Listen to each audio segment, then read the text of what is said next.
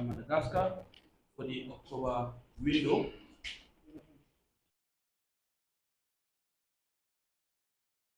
Squad that he has invited of the Scorpions, and it's good for you guys to sort of relay that message out to the fans to keep everyone involved. We've had one or two little challenges just in terms of some injuries, some guys maybe the team. So it's trying to get that balance right. But some injuries, some guys maybe the team. So it's trying to get that balance right. But we're very pleased with the group last camp. So Ibrahima Jarju, Lamin Saidi, and Sheikh Sibi. In defense, Ibrahima Darbo. In the forward position and in the striking positions, Abdoulaye Cisse, Ali Soro, and welcome back, Mohamed Badamosi. After his injury, and also quite excited for the Gambian supporters to see young Suleiman Kamara of so exciting young winger who we think can give us some good options. So that's the squad, guys. I'm open to any and all questions, so you can fire away. All right. So you first introduce yourself.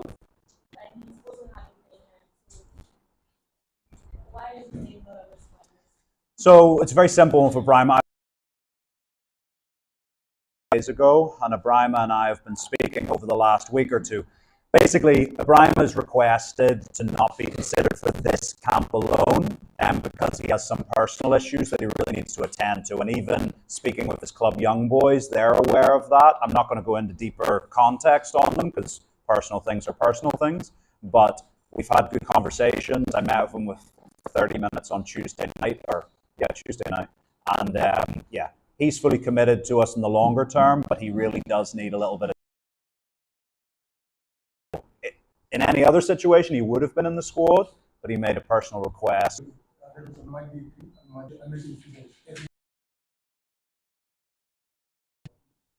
you look at your previous games, you play fine football.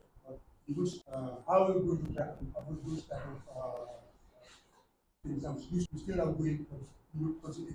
I'm going to take this game. Stuff we're seeing on the field. For me as a coach, I enjoy watching the guys play. Which tell our passes into the final third, our box, convert the chances. Okay. And so definitely looking into this training camp, we're pleased. We're pleased that the game falls on a Friday this time and not on the Wednesday like the last time. Prior to playing Comoros, we had one train needed a set piece in both games from deliveries. So there were crosses into the box or a corner kick, and we got many chances. That's not into the box or a corner kick, and we got many chances. That's not saying we're not conceding any. There are some goalkeepers expected to make a good save. Defenders are expected to defend well 1v1, etc. We know if we're conceding set pieces, it's like a free goal for the opponent. So yeah, we need to be tidier around set pieces. This in Gambian's community, like in the ghettos that were Gambian for love football. And again, it was injury. He didn't start the game against Chinant, that he wasn't able, his running mechanics were paining him. And so the days between the matches, and there was only 3 days between the two games, he was bench against Tunisia, was great credit to the medical team.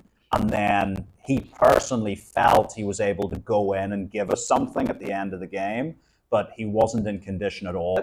Chances are he probably would have started the next game, but he just... Q Radio, QTV. Coach, these 2 games against Madagascar are absolutely very crucial for Gambia to stand in a very good position in the group in order to qualify for the AFCON. Giving opportunity to players who are in form. In this list, it's good that we're having Mahmoudou Bajo, who is absolutely 1904, and absolutely having the highest number of Gambian players to come to the national team bench warmers. When you come into any team dynamics to the radio station or TV station do, and you've got to get used to other people before you hit top performance. Yeah, that would be an agreeable thing in most walks of life. In football, it's even more so because tactically, another team. Yeah, so if you look at Arsenal, they don't play the same as Manchester City or Barcelona. One team to another, you've got to integrate into that. So when you have someone like Abdoulaye Cissé who comes into the but he still is evolving and developing that connection with the teammates around him. Historically, for me, players who don't usually get lost. Sometimes they do if they're a really high quality player, if they're really weak and they're just the best player in the training sessions, then yes, they get their minutes. But the nature of football is it usually takes more than 2 or 3 days to integrate into a team. Yes, all of these guys are Gambian, but that doesn't mean they know how to play well together yet. And so we're really pleased with Abdoulaye. And so do I expect he has a better chance of getting minutes in this camp compared to the last camp? Yes, because he will have had more time with his teammates. He'll know the passes people like to play. His teammates will know the type of runs he needs to play. Because you've got to remember, the guys like Ebu Adams or Musa Barrow, or when they turned up on the Monday, Tuesday before Euros, that was the first time any of them had ever played with Abdoulaye Cissé.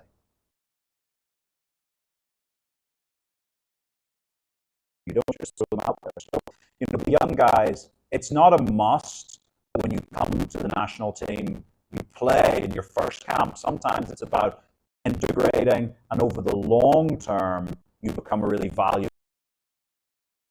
Like I said, that doesn't rule out. Look, if someone turns up and they're just, destroying it in training, then of course they play. Yeah, of course they play. Yes, good afternoon. First of all, I'm Bayi Kauna for right. Yes, I have to congratulate you having a player like Alu Fadera who scored on September 24th against Atalanta who scored a winning goal. Alright. So I also congratulate you having a player like Ibrahim Afoni who scored for, rather he played for Barcelona, for Young Boys, ASC Young Boys against Barcelona yesterday in Montjuic. So congrats to have a player as a Gambian who played in the new UEFA Champions League format. Have such a yeah, away from there, you played 4 matches. You won one, you won, you lost two. Like you have 6 different goal scorers. You also rather 6 different goal scorers from there. You also scored 9 goals. You conceded 7. Now, as it stands, it's like on records, things are not favorable. What are you doing? What do you have in place in order to make sure that like records? Like ultimately, the only thing you can do is chase performance in football. We always say in football that the result is something that lives out there that we don't have control over. A result can happen for any reason. You can play the best game of your season and lose. You can play the worst game of your season and win. I think you've all seen this in football at all levels of the game. And so, as a team, we want to win as many games as we can, but we also know we don't control that. We don't control winning because it's not like when you have to go to your job. There's no one, for example, in your line of work stopping you from doing a news report. Yeah? Whereas in sports, you've got 11 guys trying to stop you from doing what you want to do. So for us, we just have to chase performance. We think the performances are moving towards where we want them to be. Like we've said before, there's a lot of good stuff we're seeing on the field. We're creating a lot of chances. It would be a lot more worrying if we were not creating the chances. If we were playing nice, passing, moving football, but we were not creating chances, that would be more of a concern. But we're creating chances, and when you create chances, you know that I've just got a feeling that there's a game coming up where we're really potentially going to blow an opponent out of the water because we're doing a lot of the right things. We just need to add that final little bit of cleaner football in the final 20 meters of it, and we're going to start seeing big results. But also, you got to remember is that comparatively, the last 4 games, okay, we want them to be better, but I think in the previous, 8 games, there was no wins or something like that. So it was like 1 win in the previous 10, and no wins in the previous 5. So the fact that we've changed the playing system, the fact that we've brought in a number of new and younger players, and we've actually improved in general on the results compared to the previous sort of 12 months, we're taking positive steps, but that's not, we need it to be more. We always need it to be more, but performances are getting close to where we need them to be. And over the long term, if your performances are where you need them to be, results follow.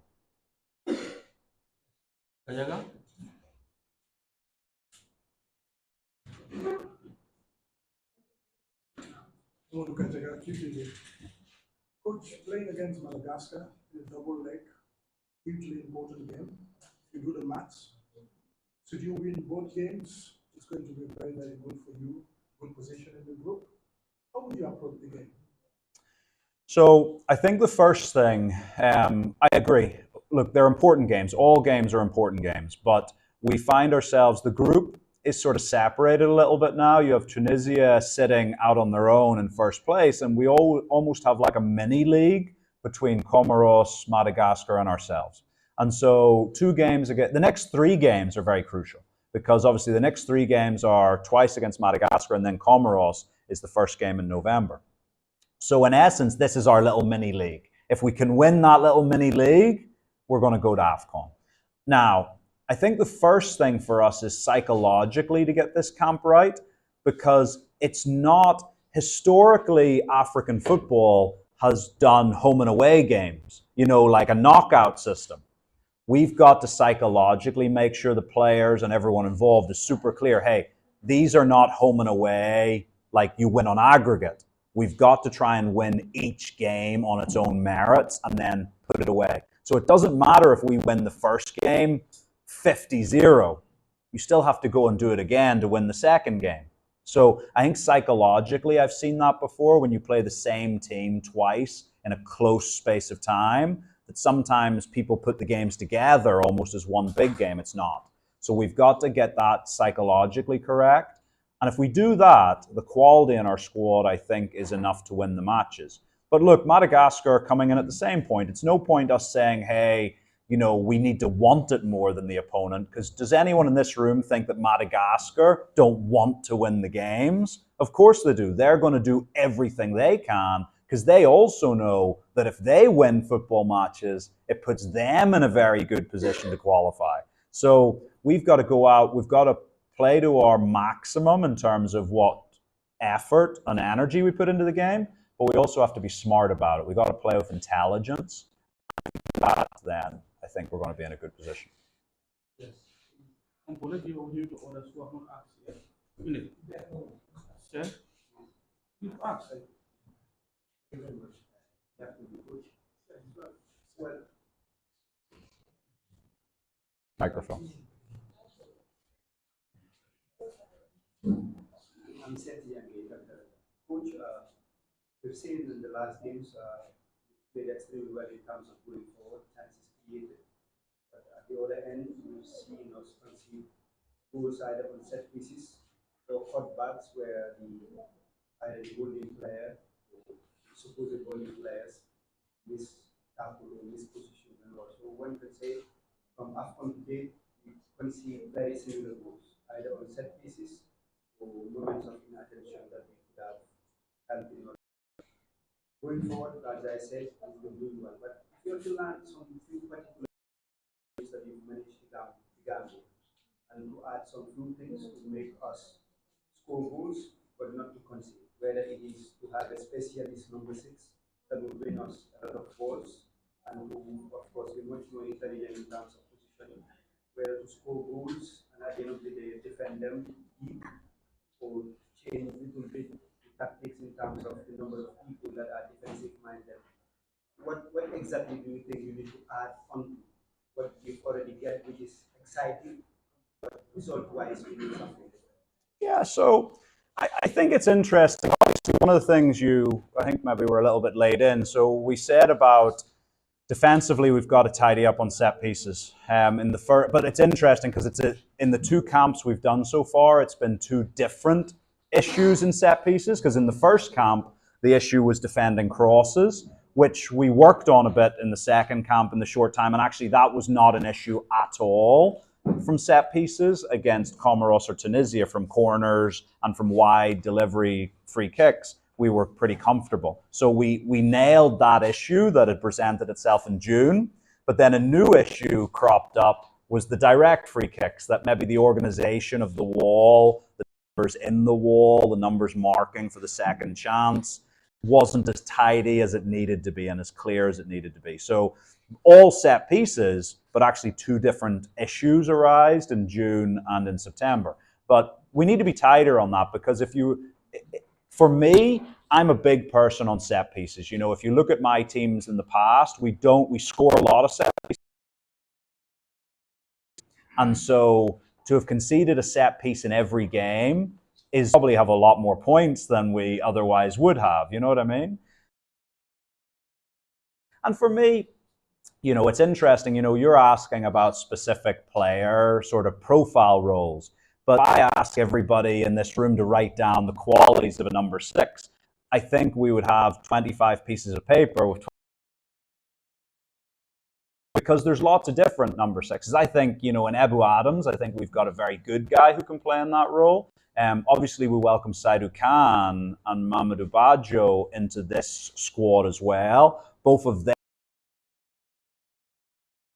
because they can be aggressive to win the ball, but what we nothing else. Because when you win the ball, you need to have the ability to play the passes forward, to make the runs, and it's the same. You talk about, you know, you asked a question about more defensive players on the pitch, but what does that mean? You know, because does that mean players to go and press? You know, I mean, you can't have in football. You cannot have everything. You cannot be a team who don't allow space behind you and go and press high.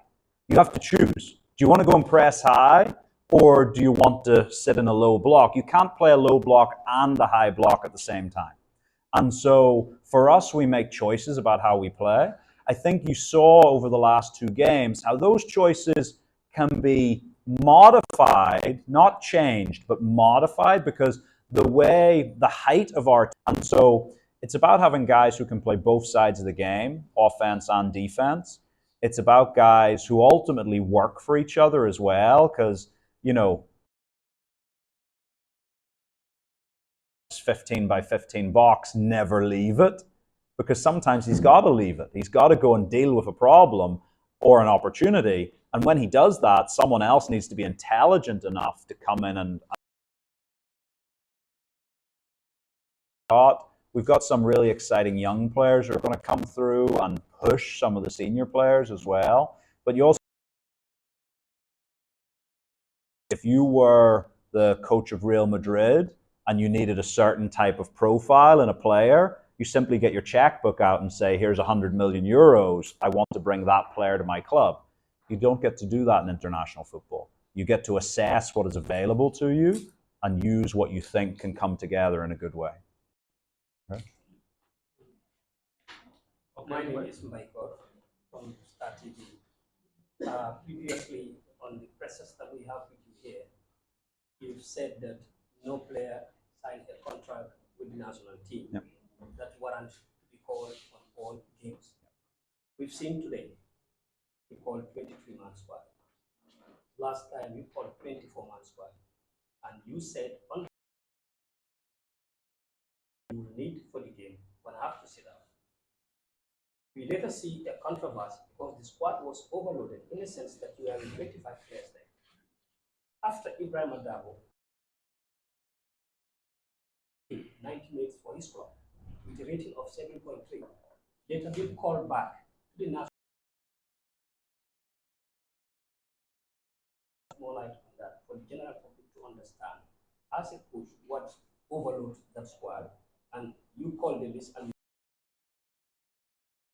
injury. And our role and responsibility is to give the public the facts. Can you kindly tell us the players who are injured for the general public? Yeah. So, well, first of all, I think it's important for people, because your question in essence is poorly constructed, because I'm sure you know the CAF rules, that the squad size for CAF to be summoned is 25. So anything under 25 is actually underloaded. Would you agree with that? So actually when when the referees come to do like their match day -1, they want to see the passports, it's 25. So you're allowed 25. On match day, you're allowed 23. But for a squad of available players, you're allowed 25.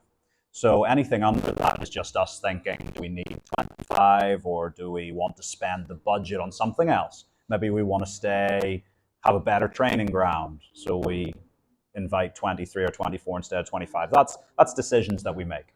So we've never had an overloaded squad. In essence, we always underload a little bit, which gives us flexibility when something changes to make decisions. Now, you asked specifically about Ibrahima Darbo. So leading into the last camp, if you looked at, they played on Tuesday and then they played on Saturday. So on the Tuesday, so you mentioned the game he played on the Saturday, but you didn't mention the game he played 5 days before, where he came out of the game after, was it 30 or 40 minutes, with a subluxated shoulder.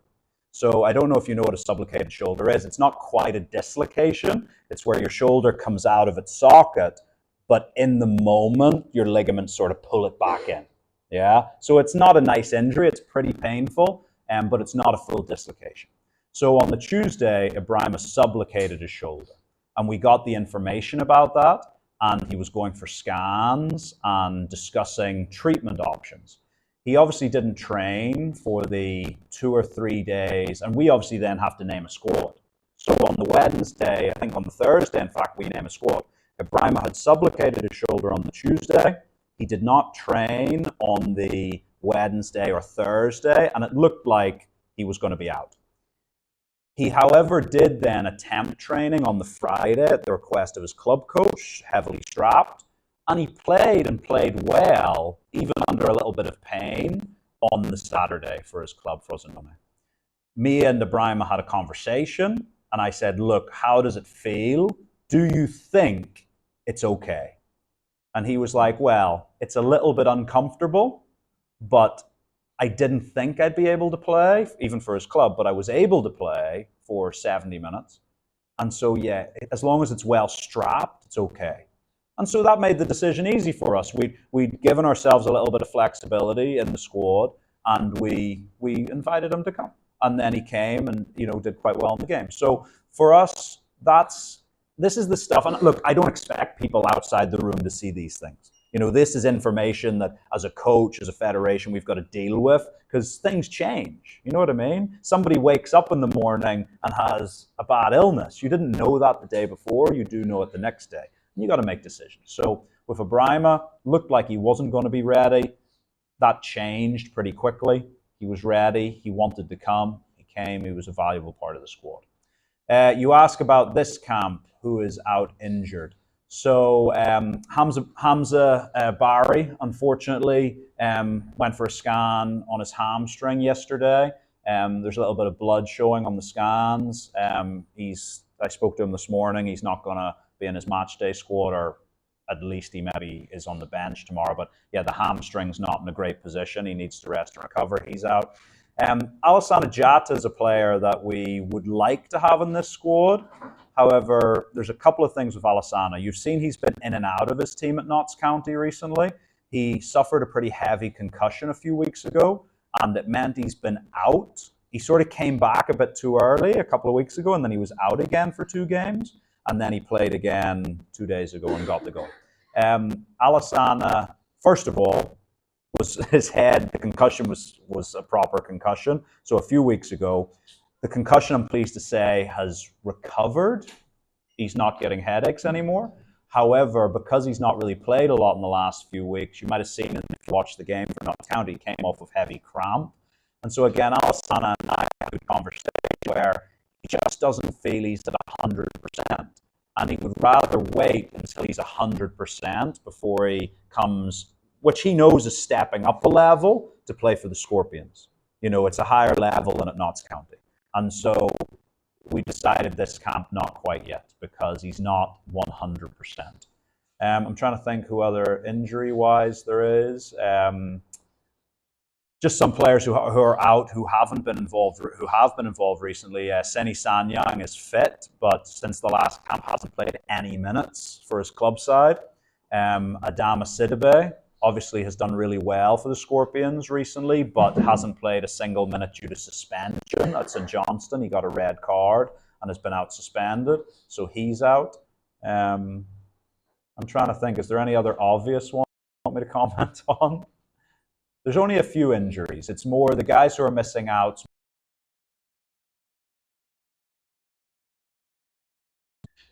Yeah.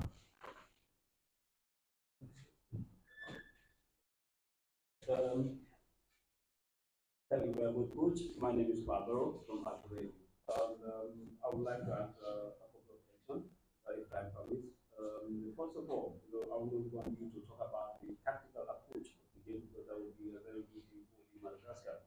Probably would be but technically, when you look at the team, you talk about the midfield 6-4. I think that is a position that we need to solution goals that we are considering. The number of goals that we are considering recently in this past month. Going into this Madagascar game, what do you think you definitely need to do in order for you to be valuable to start to tackle that area? The number of goals that we consider, what six that we were able to find a way. Do you think going into this Madagascar game, by looking at the number of squad that you have young players, the absence of a hamster, we can find a solution to that. Another thing is we are talking about like the left part of Seni has been doing fantastic work for his club.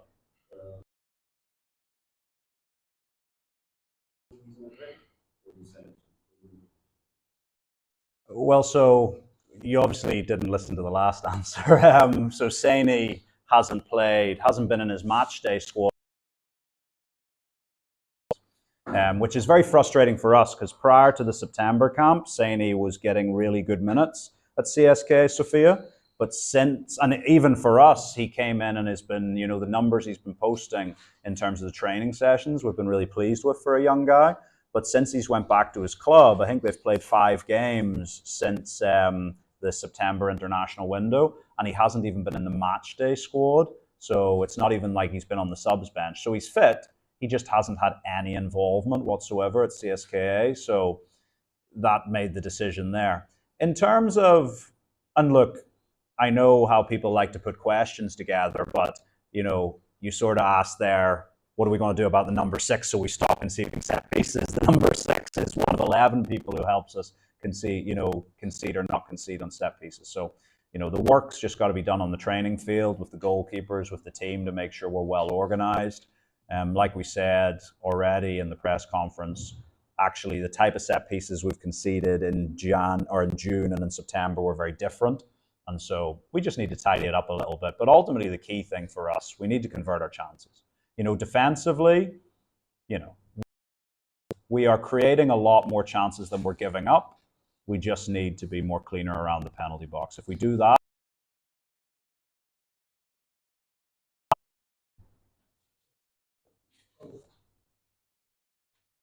Yeah, coach. Okay. Yeah, last time you were saying you forgot to ask you one question. Yeah, the kind of players everybody plays for both Ghanaian and other countries. So concerning about this guy, I don't that follow him. He moved to DSK in Sweden, playing for the NSK in Sweden.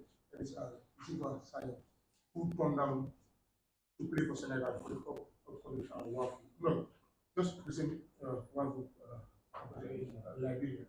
But now he decided to play for Ghana. Have you been contacting him for him to change his mind? Be part of the Ghanaian national team? yeah. So look, Yusuf is a young player who's got a lot of talent, and also I know the real story about the Wafu, which isn't what you've said. So, you know, obviously you're aware that he's just got his work. You're doing paperwork and stuff. You're not necessarily advised to travel, which had a bit of influence on competitions that he did or didn't participate in. But look, he's a young player who's breaking through. We are monitoring him. We've been in contact with all players who are eligible. So with Yusufa, I've been in contact with him. What those conversations have been. But regardless, I would also suggest at this exact moment in time, he's not ready to play senior international football given just the experience he needs to gain. He's only just landed at his new club in Europe, yeah? And so now he has a lot of quality to him, as do many players. It's the same. You watch the U20s playing in the WAFU recently. There's kids in there who have a lot of quality to them. But are they ready to step up and play for the senior national team? Not everybody who has quality and has a good 90 minutes or gets a good transfer is ready to immediately be parachuted into the national team. So Yusuf is a player who we've been in contact with and we're monitoring him, and we'll see what the future holds for him. He's a kid who has decisions to make, and yeah, we'll see what those decisions are as we move forward. Now we take 2 more questions and we close the press conference. We've been here for like 45 minutes now. Well, thank you very much, Coach Alan. Looking at the past 2 games against Comoros and Tunisia, we're all talking about the goals that we conceded on set pieces or so. But one fundamental aspect in those 2 games were, of course, our finishing. We played very well. We created so many numerous goal scoring chances, but we absolutely did not take many of the chances that we created. Is it down to the players being so much under pressure or not relaxing in front of goal to take those chances? If that's the case, how much work are you going to put in place when these players come together and so that when we play, we take our chances? Because after those games, getting at the press conference, even coming out, you will see from your face that you're absolutely disappointed in the chances that we failed. Another question is, looking at these windows for the qualifiers for the Cup of Nations World Cup. Right now, in the Gambia, we absolutely have very good players who are not able to all fit into this 23-man or 25-man. Will you engage the football authorities and the government to ensure that whenever there is an international window for test games, Gambia plays test games for you to be able to see most of these youngsters play competitive games for their national team? Yeah. So I think firstly, everybody, it's not just me, who is disappointed that we're not scoring more goals. Because, you know, at club level, some of our players are in hot form at club level. Press conference, I'm really pleased that the game is on Friday. Last time when we play on Wednesday, that connection just doesn't, you know what I mean? It's a bit like, and I know you guys might say, oh, but, you know, Musa Bar played together for 10 years. But it's a little bit like, say you owned a car 5 years ago, yeah? And you haven't driven it for 5 years, and you've been driving a completely different type of car. Maybe you've been driving a left-hand drive car for 5 years, and all of a sudden you get back into a right-hand drive car. On day 1 and day 2, it feels strange, not so? It's like, oh, used to this again. It's the same thing when you come back to your national team. In training, you know, Musa's training with his players in Saudi, Ali's training with his players in Turkey, you know, Aliu in Italy. So they get used to all those movements and just the rhythm of the game. And then they come back together, and for the last camp, for example, leading into Comoros, they had one 55-minute training session to try to get used to driving the car again, yeah? And so you can understand why it's not maybe at 100%. And so for us, we're really pleased that the game's a bit later in the window. For me, I think all international games should be at their earliest on the Friday. I think playing an international match on a Wednesday is harmful to African football because we want our teams to go and play well at AFCON and World Cups, but the European teams don't play on a Wednesday. You don't see England or Spain being asked to play on the Wednesday after one day's training. They always play on the Friday, the Saturday, and then again on the Tuesday. Whereas for us, we're being asked to play on a Wednesday and then a Sunday, which means in the entire training camp, we had 3 training sessions.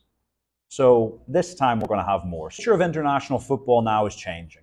If you can tell me, if you look at the window that doesn't have competitive games in it, at this moment in time is next June. Because we have games in October, no space for friendlies. March, no space for friendlies. Yes, June, there's nothing fixed because they had to move AFCON, okay? But FIFA also, because they've got their Club World Cup going on, they might say, hey, you're not allowed to play internationals in June. We don't know yet, okay? September, no space for friendlies. October, no space for friendlies. November is the playoffs. So depends if you're in the World Cup playoffs or not, if there's space for friendlies. So 10 years ago, there used to be space for friendlies. But now there's not. And you even see now that, okay, CAF don't have a Nations League yet, but what we have started seeing is the FIFA series, which you saw coming in March, where some teams go and play these little mini tournaments against, but again, they're semi-competitive. So yeah, there's not as much time for friendlies. And as a coach, that's frustrating. For a federation, that's frustrating. Because trust me, we want to play the games because we want to give these players an opportunity. But the calendar suggests we just don't have the space. So we'll do it when it's possible. But again, we're tied down to the time that FIFA allow us, and it's getting smaller and smaller every year. Yes, your hand was up. And that's the final question, please. Yes. Okay. One more. Sorry, say that again? Yes, I'll say one more time. The Madagascar game is a very. I think you will approach this. You're going in for this very important match. Progress. You know, I hope, for me, inside the room, we've seen a lot of progress in the last 6 months. You know, and again, we say 6 months, but when you put down the training days on the field, it's something like 9 training sessions. So the change between what the team was before and what it is now in 9 or 10 training sessions is really quite significant. We hope people feel good about that.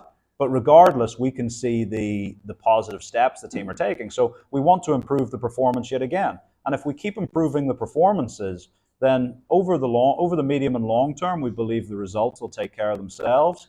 We know we need to get results against Madagascar, all being well. And so, yeah, we're just looking to go take forward our performances, play even better than we have in the last 4 games, and be a bit cleaner around the penalty box to score the goals, and be a bit better defensively at set pieces. And if we do those 2 things, then I think we're going to be in a really good situation after these games. All right. I'm sorry we have to bring the press conference to an end now. We've been here for 45 minutes. It's been a very interesting chat that you have with the coach, and hopefully we continue this kind of relationships. And we already, I'm sure they've missed their chances now to ask any more questions, but you may want to or two for your closing remarks. Yeah, no, just to repeat what I said at the very beginning, guys, I really appreciate coming into the, I really appreciate, because that connection, I'm happy to come and spend my time and answer all your questions, maybe longer than other people do, but, I just think it's important to get that message out. And so to all the supporters, I know, again, you can't be there in person to support us when we're up playing the games in Morocco. We're frustrated about that as well. We want to be back home playing at home. That'll happen whenever it happens. But support us from where you are, your good wishes and your prayers for the team. And you can be guaranteed that everyone, staff, federation, players are going to go out and give absolutely everything to get the results that the Gambia want. Thank you. Okay. Thank you, guys.